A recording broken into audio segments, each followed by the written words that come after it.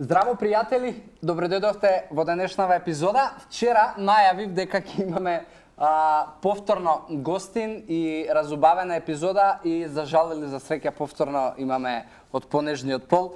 Лейла, не знам зашто е вака, у моментов знам дека и ти си под возбуда, затоа што ти е прво појавување на можеби пред камера и ќе ти има на екран у повозрастна верзија, да, у повозрастна верзија лична, али како и да е, сепак собра храброст и ќе ти има.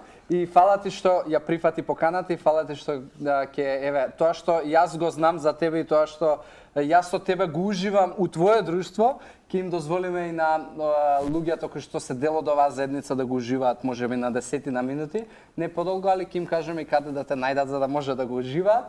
И вчера најавив дека ќе зборуваме за бидејќи вчера зборував за стрес и ја спомнав јогата како еден начин да тој стрес доживее уземјување, али пред да зборуваме малку подетално за тоа што ти го правиш, за јогата и некои митови и дилеми, сакам чисто заедницава да те запознае тебе и да ни кажеш како ти се најдеве во оваа, да ја наречам, индустрија и од каде почнува твојата приказна до тука кај што си денес. Фала ти прво на тебе. Нема зашто. Како сум почнала? Па сум почнала од своји физички проблеми, од вртоглавици. Спондилоза, дискус. Чекај, мислам, си почнала да се инволвираш, физички да се активираш или почна поради тие причини да бараш решение во јога и во... Поради овие причини почнав со јога, да. И бев некои 2 години после пороѓај попасивна, да. Поради физички проблеми и вртоглавици, како што спомнав, почнав со јога. Дома, од апликации, полека, некако навлегов. Почна да се раѓа љубов. Да, иначе воопшто не почнав со намера дека ќе се бавам со тоа професионално.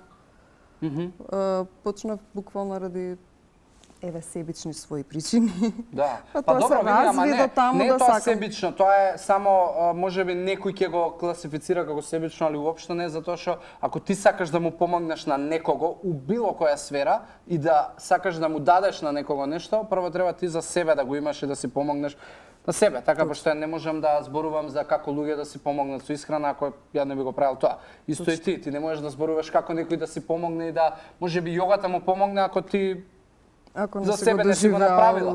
И секогаш приказните луѓето кои што ги имаат, конкретно и ти, се клучната вредност која што можеби инспирира некого да направи некаква промена.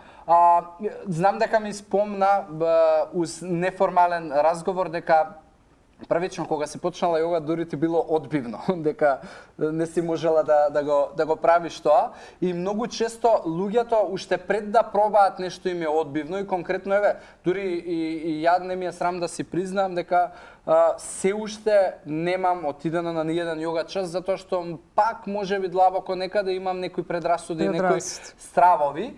И што можеби се најчестите причини поради кои што луѓето, особено мажите, за нив тоа нема шанси. Мислам, е особено мит и табу тема и као мажи не треба да одат на јога, иако е јогата прво донесена и креирана од маж. Од страна на маж, да.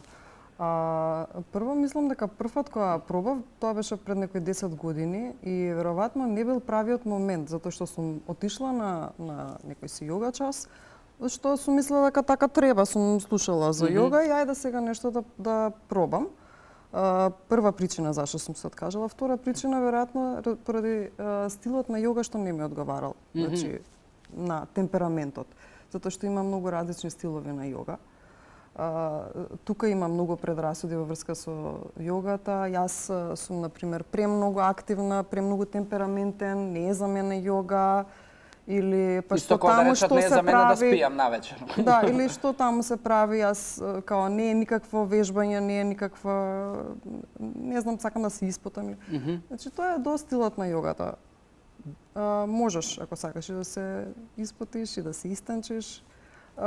Тука е нормално духовниот, психичкиот дел. Тоа е најголемата вредност, духовниот дел кај што можеби ти се исклучуваш од Да, затоа што јога час на јога часот, значи не што е различно од другите спортови, што на час јас додека правиме некоја спортска активност, да кажам, што не е пракса, во исто време и тренерот збори со тебе, значи кажува каде да се фокусираш, психофизички, не само физичкиот дел.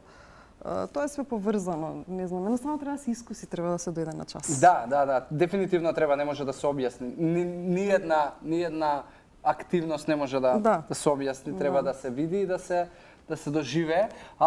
Исто, она што исто така барем и до мене допрело како шпекулација и кружење на информација, дека баш и ова што го зборувавме, дека јогата многу луѓе не ја ставаат во физичка активност. И ако можеби таков човек со таква перцепција која ќе сретне друга личност и ќе му каже дека оди на јога, као окей, тоа не е вежбање. Али, дали, мислам, во делот на факти и на бројки, дали во јогата се, мислам, придобивките на трошење на калории, на креирање на подобра мускулна маса и така натаму постојат?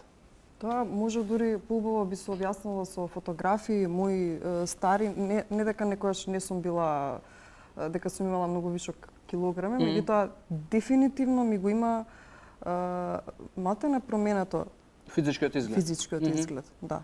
Значи балансирано. Нели, обично и кај жените си имаме негде каде што повеќе ни се собираат масти, кај мажите исто горе-долу. Тоа се балансира во јога. Сега знам дека ти таа љубов ја имаш преточено и во локација на која што го правиш тоа и имате неколку групи. И знам дека е локацијата врв и е супер и атмосфера и интериер и све.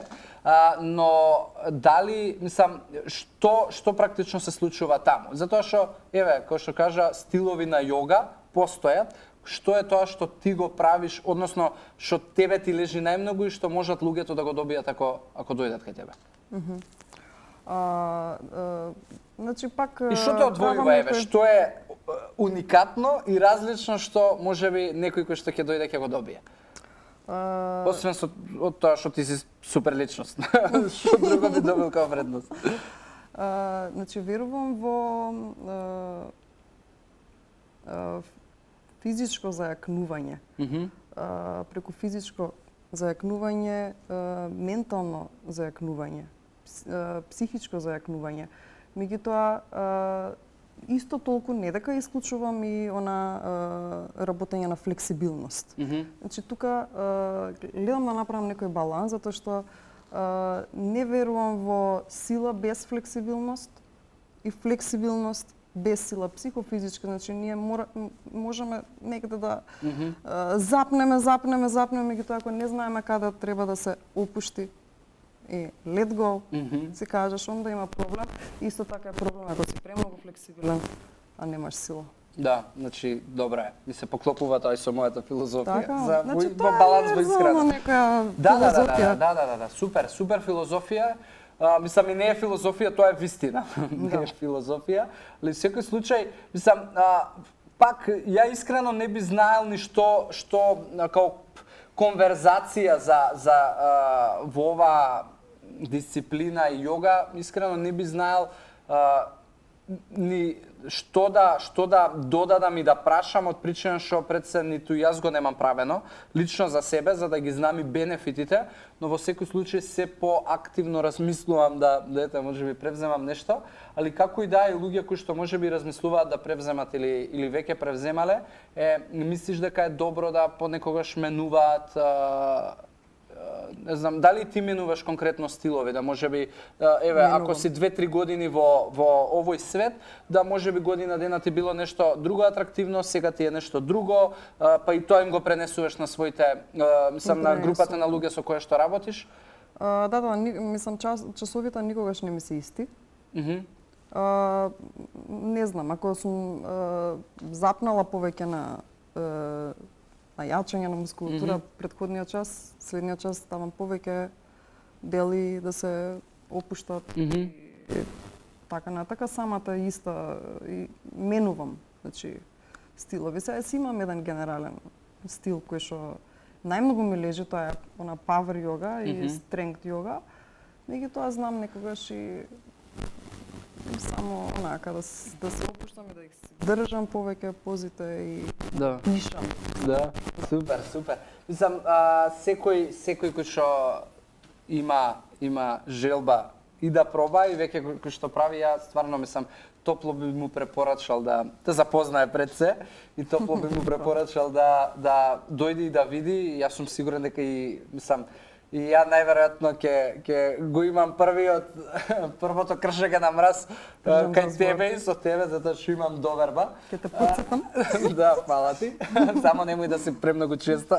Не, дневно еднаш. Дневно еднаш, добро, не е премногу. Како и да е, ќе оставиме на екранов линкови и инструкции како може да ја најдете Лейла и можеби и да ако некој од вас има познавање и да размени искуства, да можеби добие некоја дополнителна информација, али најголемата вредност би ја добиле ако пробате да се појавите кај Лейла во нејзиниот йога центар и да поуживате и да добиете вредност и да искусите тоа што Лейла прави. Ја искрено не знам што би додал повеќе. Единствено што би додал е да се проба и ништо повеќе, затоа што до утре да зборуваме сепак нема да го доловиме ефектот на присуство и реална пракса. Така да, дечки, уште еднаш ве оставам со препораката да си дадете можеби шанса ако до сега уопште не сте размислувале за ова, истото важи и за мене. Ако може да додадам нешто, значи не е никогаш касно и не е важно колку години колку ти е најстара, мислам, или генерално се помлада генерација? Да, пошто знаеш, полесно е сепак да се наканиш на порани години, меѓутоа никогаш не е касно. И ако не ви се погоди стилот, едноставно само треба да си го најдете стилот на йога. Йога е за секого. Ти сметаш дека постои стил за секој кој што можеби? Верувам. Нема шанси да не си најдеш? Нема шанси, има за секого. Има од дете од 5 години за до 60, 70, 80 години па до крајот на животот. Кул, супер. Епа, дечки, ете, тука и завршуваме. Она што пак ќе речем останува да вистински пробаме и да видиме како сето тоа изгледа. Мислам, не дека ова, не знам се што треба да пробуваме, али бар за мене се уште непознато поле. Али ќе го запознам како и да е. Уопште нема, мислам, тоа е само може бенефит човек да добие. Тука завршуваме, се одјавувам, ви посакувам здрави животни навики. Ви посакувам убав ден и се гледаме во следните епизоди. Чао, чао. Чао.